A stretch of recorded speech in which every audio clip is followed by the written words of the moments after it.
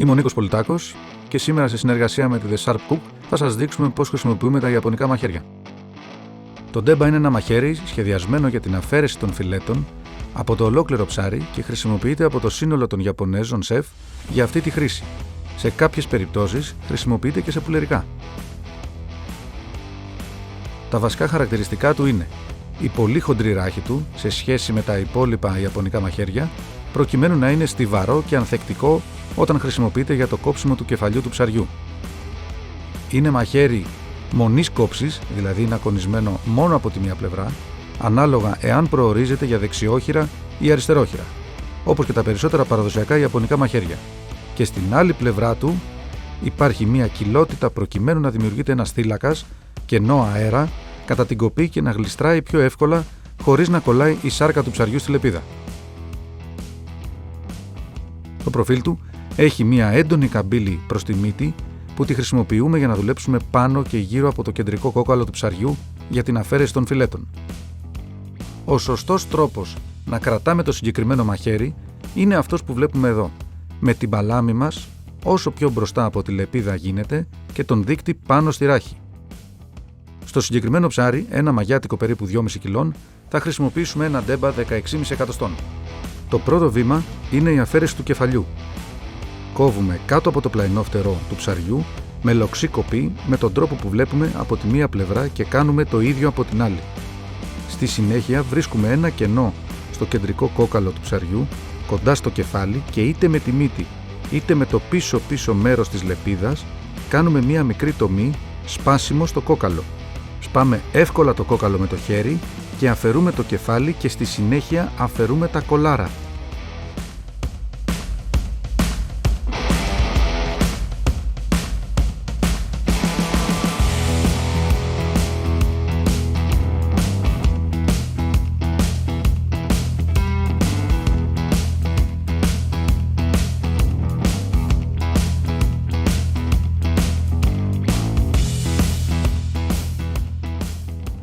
Τοποθετούμε το ψάρι με τη ράχη του προς εμάς και βάζοντας το μαχαίρι πάνω από το κεντρικό σημείο της ράχης και κόβουμε τραβώντας το μαχαίρι από το κεφάλι προς την ουρά σε όλο το μήκος του.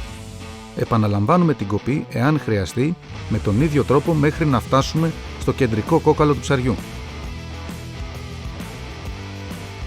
Γυρνάμε το ψάρι από την πλευρά της κοιλιάς προς εμάς και με τον ίδιο τρόπο επαναλαμβάνουμε την κοπή έως την πλήρη αφαίρεση του φιλέτου που θα γίνει σέρνοντας το μαχαίρι προσεκτικά πάνω από το κεντρικό κόκαλο.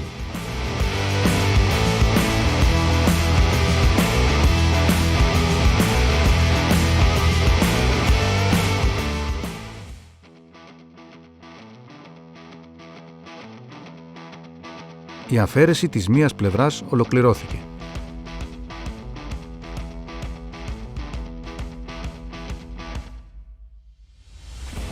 Επαναλαμβάνουμε την ίδια διαδικασία και πάντα με κοπές πάνω από το κεντρικό σημείο της ράχης και αφαιρούμε και την δεύτερη πλευρά αφήνοντας μόνο το κεντρικό κόκαλο με ελάχιστη σάρκα επάνω του.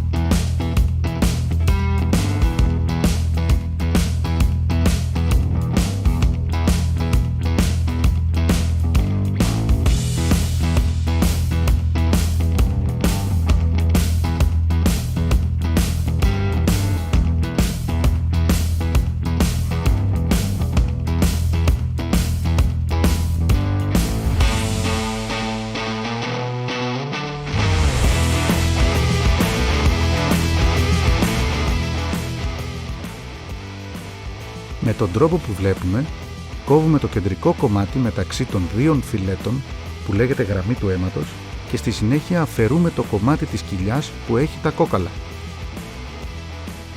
Το πάνω κομμάτι συνήθως χρησιμοποιείται για σασίμι, ενώ το κάτω κομμάτι για νιγκίρι.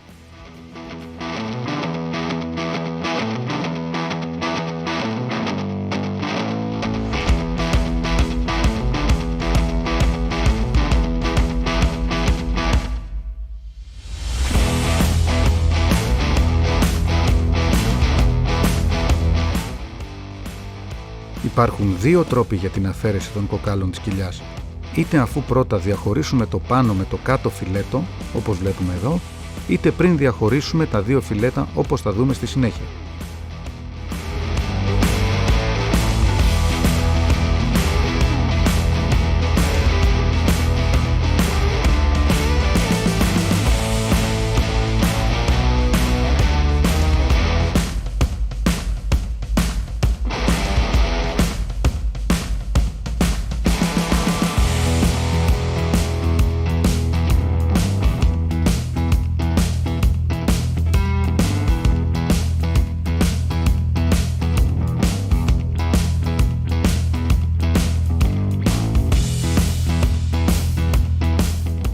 Εδώ βλέπουμε την αφαίρεση των κοκάλων της κοιλιάς με μαχαίρι τύπου Γιάννα Γκίμπα που είναι εξειδικευμένο για κοπές σε ψάρια.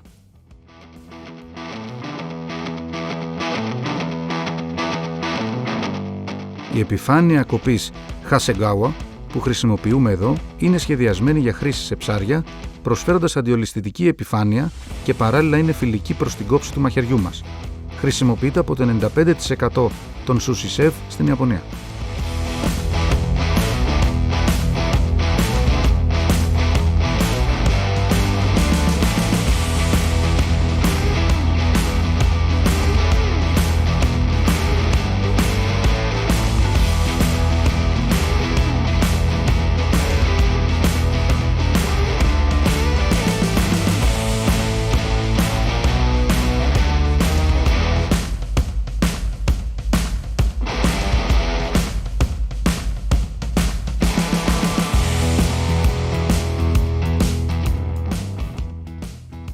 Το φιλετάρισμα των ψαριών είναι μια σχετικά εύκολη τεχνική εφόσον εκτελεστεί με προσοχή και χρησιμοποιώντας τα κατάλληλα εργαλεία.